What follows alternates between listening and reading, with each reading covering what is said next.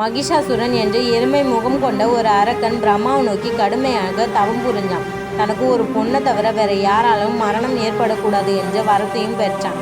பெண்கள் பலவீனமானவர்கள், அவர்களால் தன்னை ஒன்றுமே செய்ய முடியாது என்ற ஆணவமும் இருந்துச்சு அவனுக்கு. வரத்தை பெற்ற மகிஷாசுரன் தேவர்களை துன்புறுத்தி இந்திரலோகத்தை கைப்பற்றினான். தேவர்கள் அனைவரும் சேர்ந்து மும்மூர்த்திகளிடம், அதாவது சிவன், விஷ்ணு, பிரம்மாவிடம் முறையிட்டனர். மும்மூர்த்திகளின் கோபத்திலிருந்தும் அனைத்து தேவர்களின் ஒளியிலிருந்தும் ஒரு மகா சக்தி உருவானாள். அவள்தான் துர்க்கை அம்மன். சிவபெருமான் தனது சூலத்தையும், மகாவிஷ்ணு தனது சக்கரத்தையும், இந்திரன் தனது வஜ்ராயுதத்தையும் கொடுத்தான். இமயமல அரசன் அம்மன் அமர்ந்து செல்ல சிங்கத்தை வாகனமாக கொடுத்தான். 18 கரங்களுடன் ஆயுதங்கள் ஏந்தி அம்மன் போர்க்களத்திற்கு சென்றாள். மகிஷாசுரன் பல உருவங்களை எடுத்து போரிட்டான். எருமை, சிங்கம், மனிதன் என அவன் மாறிய போதெல்லாம் அம்மன் அவனை தவிடுபொடியாக்கினாள். கடைசியில் அவன் எருமை உருவம் எடுத்து தாக்கிய போது அம்மன் சூலத்தால் அவனது நெஞ்சை பிளந்து உலகை காத்தாள். இதனாலேயே அன்னைக்கு மகிஷாசுரமர்த்தினி என்ற பெயரும் வந்துச்சு.